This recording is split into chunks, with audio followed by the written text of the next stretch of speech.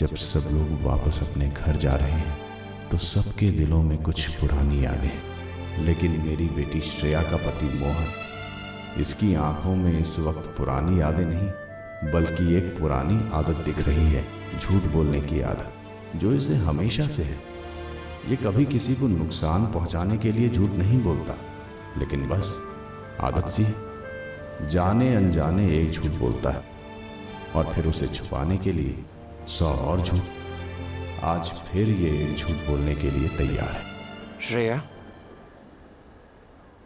तुम जाओ, मैं तुम्हारे साथ नहीं आ पाऊंगा। नहीं आ पाऊंगा मतलब? वो क्या है ना, मुंबई में एक बहुत जरूरी काम आ पड़ा है, ऑफिस का फोन आया था मुझे। मुझे यहीं रुकना होगा। पर मोहन, मैं अकेले कैसे जाऊंगी? तुम क्या बच्ची हो क्या श्रेया? I'm sorry। श्रेया, श्रेया देखो, काम जरूरी है श्रेया। और मैंने घर पे फोन करके कह दिया है, कोई ना कोई तुम्हें लेने जरूर आ जाएगा। और लो, बस जाने का टाइम भी हो गया, मुझे घर पहुंच के फोन करना। हाँ,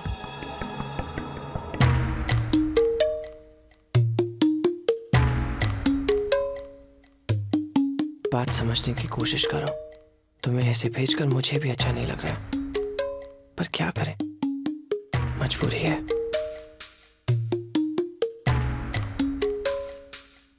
मैं जाऊं प्लीज?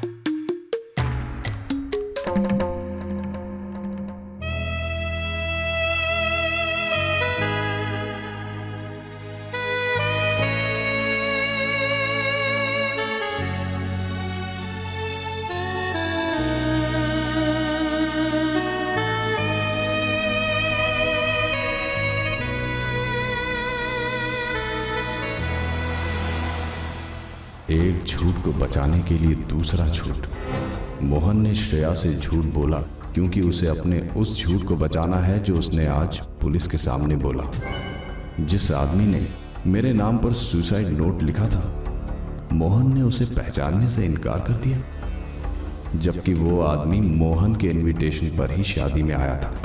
मोहन का ये झूठ बहुत से लोगों को नुकसान पहुंचा सकता है, मगर फिर भी वो इसे सच में बदलने के लिए उस आदमी के स्टूडियो पहुंच गया है जिसने शादी का वीडियो तैयार किया था।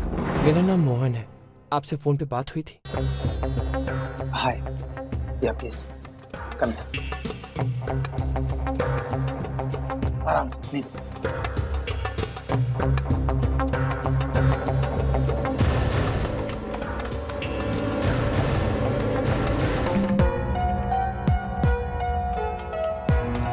सर, ये है वो वीडियो रिकॉर्डिंग जो आपको देखनी थी।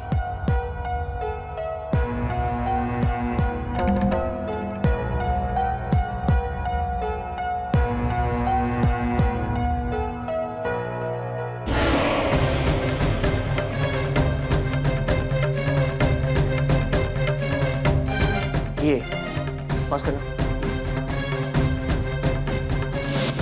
ये आदमी मेरे साथ जहां जहां दिखे उस पोर्शन को काट दो। जी, ये आदमी किसी भी हालत में मेरे साथ नजर नहीं आना चाहिए। हो जाएगा। ये कुछ पैसे हैं, बस इतना ही? फिलहाल मेरे पास इतना ही है, बाद में मैं और भिजवा दूंगा। बस जितना मैंने कहा है उतना कर दो, वरना मैं बहुत बड़ी मुसीबत में फंस जाऊंगा, समझे? जी, एक और बात, इस बारे में किसी को पता नहीं चलना चाहिए। जी सही है, थैंक यू। आज तक मोहन के दोस्त, उसके घर वाले उसके छोटे मोटे झूठ को नहीं पकड़ पाते थे, मगर आज उसका झूठ बहुत बड़ा है और आज उसके झूठ पर नजर भी बहुत कड़ी है।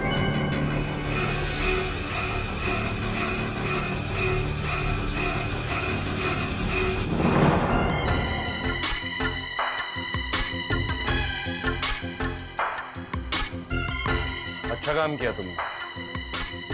शादी की वीडियो फुटेज उसे जैसे चाहिए वैसे एडिट करके दे दो।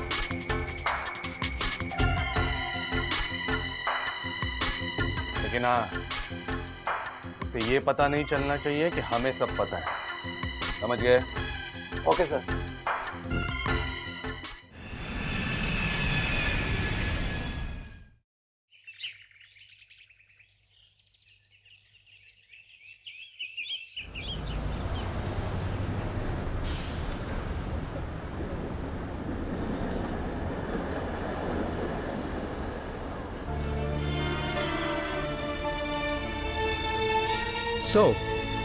कैसा लग रहा है ग्वालियर पहुंचकर?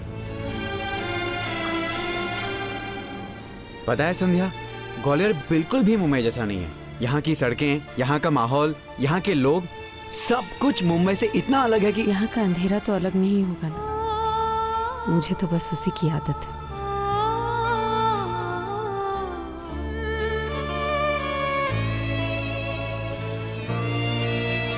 युवराज, कुछ और बात करो ना।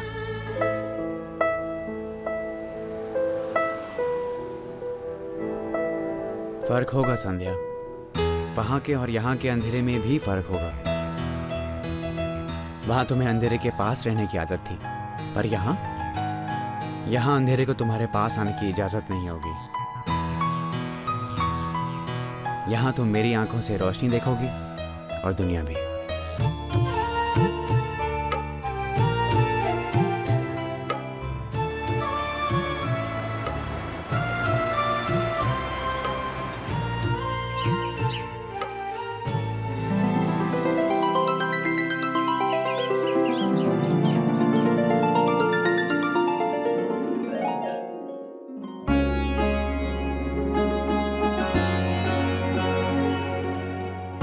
आओ संध्या, अपना घर आ गया।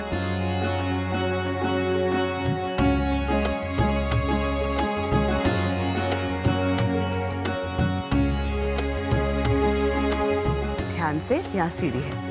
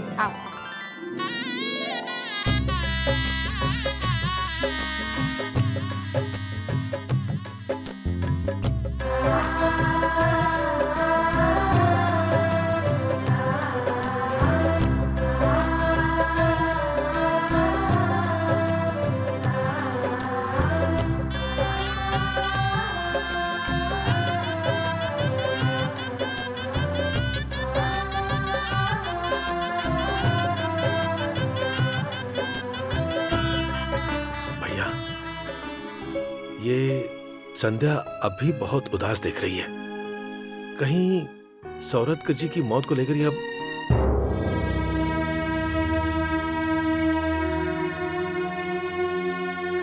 सॉरी। हाँ पंकज, संध्या के लिए उस हादसे से उबरना इतना आसान नहीं होगा। अपने पापा से बहुत प्यार करती थी ना वो, और सवरत्कर जी की भी सबसे लाडली यही थी। हाँ, हमें ये कोशिश करनी होगी कि इसे पुरानी बातें याद ना दिलाई जाए। हाँ।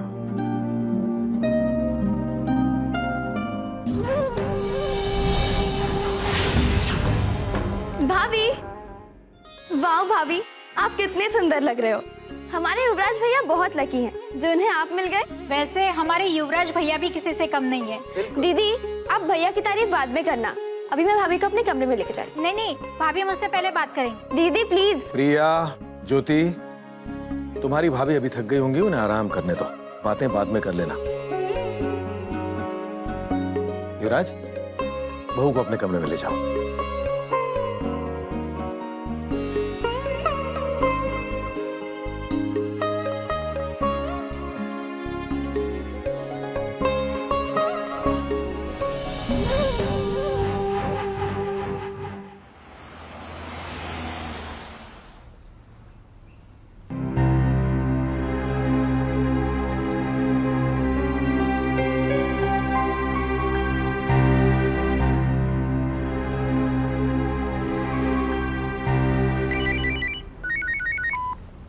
हेलो।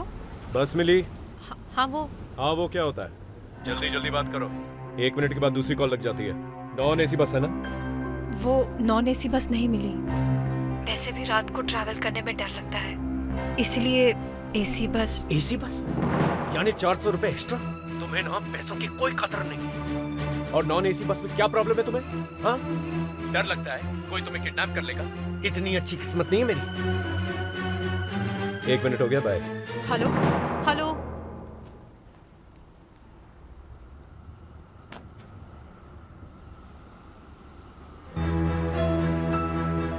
कंडक्टर, ओ कंडक्टर, एसी बस का पूरा पैसा दिया है ना मैंने, तो गर्मी क्यों लग रही है? एसी फुल करो।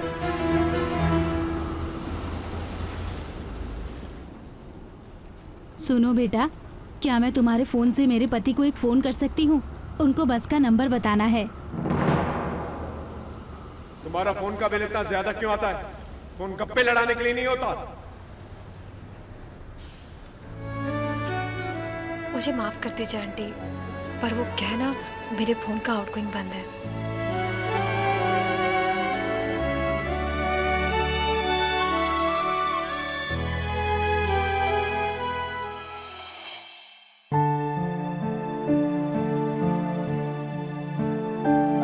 यार तू तो जानता है ना कि मेरे फादर इन लॉ की डेथ हो गई थी।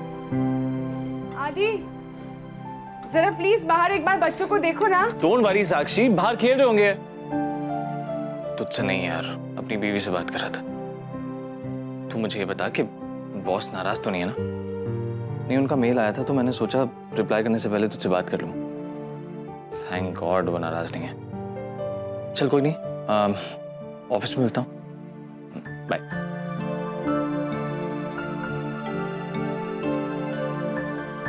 मिस्टर आदित्य, कितनी बार आपको कहा है कि आपके उन पागल बच्चों को संभाल कर रखा करो। मिसेस लालवानी, अब क्या हुआ? क्या किया मेरे बच्चों ने? क्या हुआ? अरे ये पूछिए कि क्या नहीं हुआ। आपने मेरे बच्चों को पागल कहा? हाँ, पागल कहा। उनकी हरकतों को देखकर कोई भी उन्हें पागल कहेगा। मिसेस लालवानी, खबरदार जो आपने मेरे बच्चों के बारे में कुछ भी उल्टा सीधा कहा। हमें जानती हूँ कि मेरे बच्चे थोड़ी शैतानी करते हैं, पर बच्चे शैतानी नहीं करेंगे तो कौन करेगा? शैतान? अरे गुंडे हैं वो, गुंडे। Mrs Lalwani, relax relax. Mrs Lalwani, अपने बच्चों की तरफ से मैं आपसे माफी मांगता हूं। फिलहाल ये बताइए कि वो हैं कहाँ? देखो देखो क्या किया है तुम्हारे सपूतों ने। मेरी पोती रिया को क्या से क्या बना दिया।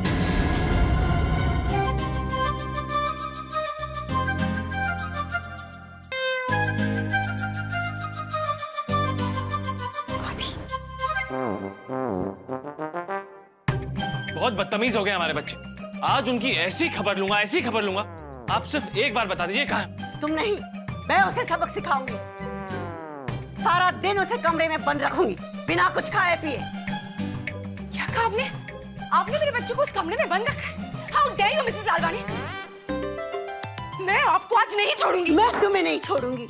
सेक्रेटरी से कंप्लेन करके तुम सब लोगों को इस सोसाइटी से निकाल कर रहूंगी। बड़ी आई हमें सोसाइटी से निकालने वाली।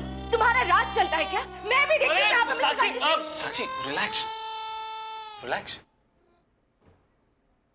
देखो देखो और सुधरो। तुम्हारी वजह से सोसाइटी से निकालने की बात कर रहे हैं। पापा, हम तो सलून सलून खेल रहे थे, तो रिया आकर हमें बोली कि मेरा हेयर कट कर दो, तो हमने कर दिया। देखो कितनी आसानी से कह दिया कि हेयर कट कर लिया। बेशरम कहीं के। बेशरम तो रिया है आंटी, हेयर भी कट करवा लिए और पैसे भी नहीं दिए, चीटर कहीं की। अरे कटता हूँ।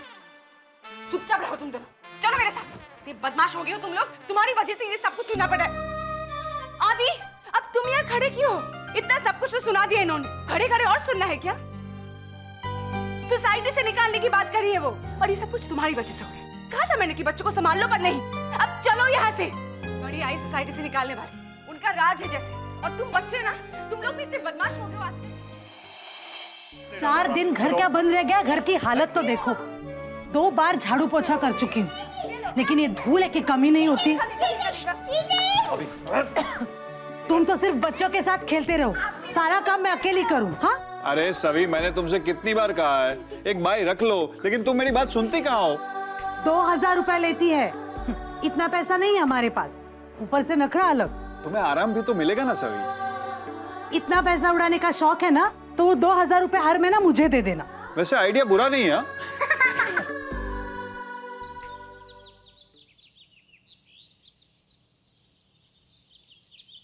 अरे जयेश भाई, चुपचाप पत्ते डालो नीचे। चलो आपकी टर्न है। हाँ मेरे। ये लो, वीडियो। लो, तुम्हारे दोस्त आ गए दीपेश भाई।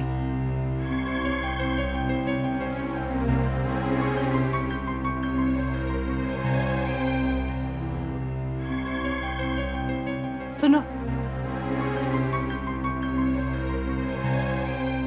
ये तुम्हारा दोस्त दीपेश भाई रोज यहाँ क्या लेने आता है? अरे तुम्हें सुनो, ये तुम्हारा दोस्त दीपेश भाई रोज यहाँ क्या लेने आता है? मुझे ये आदमी बिल्कुल पसंद नहीं है। इसकी सूरत भी टेढ़ी है और नीयत भी। ऐसे दोस्तों को घर क्यों बुलाते हो? बच्चे बड़े हो रहे हैं।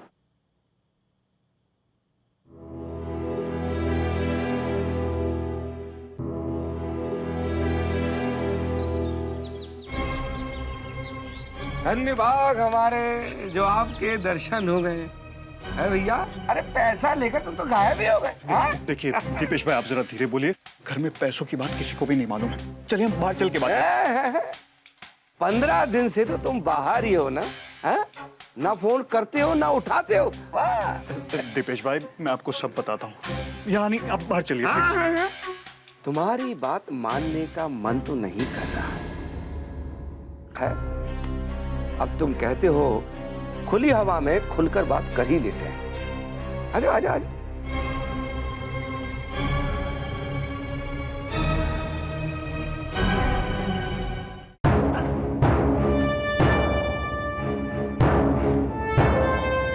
होश में आए तो बता देना।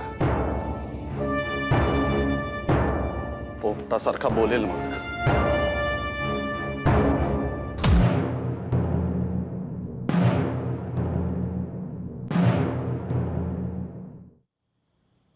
सर, एक बात समझ में नहीं आ रही है, हम लोग मोहन को अरेस्ट क्यों नहीं करते, जबकि हमारे पास उसके खिलाफ कई सबूत है। सबूत तो है शिंदे, लेकिन एक बात मत भूलो, हर जुर्म के पीछे एक चेहरा होता है, एक मकसद और एक दिमाग होता है। अभी तो हमें सिर्फ एक चेहरा मिला है, अब इस सब के पीछे किसका दिमाग है और इस सब की वजह क्या है, ये हमें ढूंढना है। उसके बाद शिंदे, हम असली मुजरिम को हिरासत में लेंगे, उससे पहले नहीं। हाँ ताई, मैं यहाँ ठीक ठाक पहुंच गई, यही बताने के लिए फोन किया था। अच्छा हुआ जो तूने फोन किया, मैं तुम्हारे बारे में ही सोच रही थी। संध्या, कैसा लग रहा है ससुराल में? सब कैसे हैं वहाँ? सब बहुत अच्छे हैं। जब से आई हूँ मेरा ही ख्याल रख रहे हैं, बस अपने घर जैसा ही लग रहा है। ये तो बहुत अच्छी बात है संध्या। देखो, तुम भी सबका ख्याल रखना, अब वही तुम्हारा घर है। जी जी ताई। अच्छा, मैं रात को फिर फोन करूंगी, अभी रखती हूँ। हाँ हाँ, तब तक मैं भी घर साफ कर लूं। मेरा होकर भी मेरा लगता नहीं है ये। चल काळजी घे, ठेवते। जी ताई। अपनी ताई से बात कर रही थी? जी, वो उन्होंने कहा था कि यहाँ पहुंचकर उन्हें फोन कर दूं। बहुत अच्छा किया तुमने। तुम जानती हो, तुम्हारी ताई ना बहुत ही अच्छी लड़की है। मेरी ताई तो सिर्फ कहने के लिए हमारी ताई है, वरना हम सभी बहनों के लिए, खासकर मेरे लिए, बिल्कुल माँ जैसी। मैं सिर्फ 5 साल की थी जब मैंने अपनी माँ को खो दिया। तब से ताई ने ही मेरी परवरिश की है। जानती हूँ बेटा, और ये तुम्हारी ताई की परवरिश का ही नतीजा है कि हमारे युवराज को इतनी सुशील पत्नी और इस घर को इतनी संस्कारी बहू मिली है।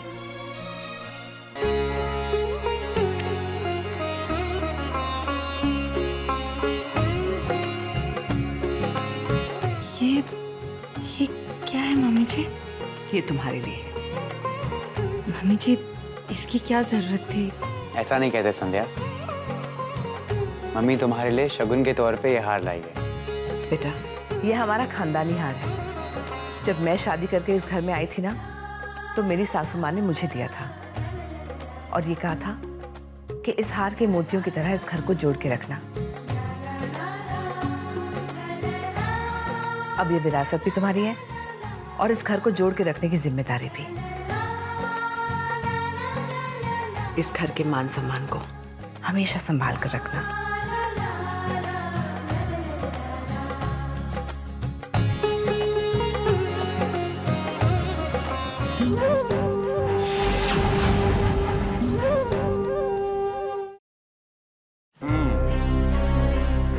चाय तो हो गई जयेश भाई, अब जरा काम की बात हो जाए। हाँ? देखिए दीपेश भाई, आप मुझे बस 1 महीने की मोहलत दे दीजिए, मैं आपको पूरा पैसा लौटा दूंगा। क्या पूरा पैसा लौटाएंगे आप? आज तक आप ब्याज का 1 रुपया तक नहीं लौटा पाए और आप बात करते हो पूरा पैसा लौटाने की। देखिए दीपेश भाई, आप बात को समझने की कोशिश कीजिए। मैं आपको ब्याज के साथ पूरा पैसा लौटा दूंगा। अभी मेरा वक्त बुरा चल रहा है दीपेश भाई। वक्त को छोड़ो, तुम्हारा तो दिमाग भी ठीक से नहीं चल रहा है।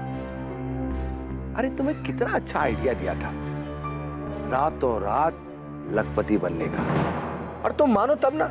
मेरा कर्जा तो क्या, सबका कर्जा चुक जाता है। कौन सा आइडिया? लो, भूल गए? इसी तरह एक दिन मेरा भी पैसा भूल जाओगे। अरे बताया था ना, आपके ससुर सवरतकर जी ने मेरे एक दोस्त से लाइफ इंश्योरेंस की 5 लाख की और उसका नॉमिनी आपको बनाया है, और अगर वो मर जाते हैं तो वो सारे 5 लाख रुपए आपको मिलेंगे। कुछ समझ में आया? अरे भाई, उनको मार डालो, 5 लाख रुपए आपके। दीपेश भाई, आप क्या कह रहे हैं? कोई सुन लेगा तो? कोई नहीं सुन रहा। और वैसे भी आपको शायद पता नहीं है, कुछ ही दिनों पहले मेरी सिस्टर इन लॉ की शादी में मेरे ससुर जी का देहांत हो गया है, और इसीलिए तो मैं आपको फोन नहीं कर पाया था। क्या सवरतकर जी का देहांत हो गया? कैसे? पुलिस का कहना है कि उनका मर्डर हुआ था। मर्डर? सवरतकर जी का मर्डर हो गया? इसने तो सचमुच ही में मार डाला। दीपेश भाई, आप क्या कह रहे हैं? अब मेरा कहने का मतलब है जयेश भाई कि अब जो हो गया सो हो गया। अब चिंता करने की कोई बात नहीं। अब जब सवरतकर जी ही नहीं रही तो चिंता किस बात की? मैं क्षमा चाहूंगा। ऐसे समय पे मैं पैसे की बात कर रहा हूँ। पैसे का क्या है, आज नहीं तो कल मुझे मिल ही जाएंगे, देर सवेर ही सही। देखिए, मैं तो भगवान से प्रार्थना करूंगा कि भगवान उनकी आत्मा को शांति दे। मैं चलता हूँ जयेश भाई, अब फिर मिलेंगे। अच्छा जी, अब भैया ये चाय का पैसा।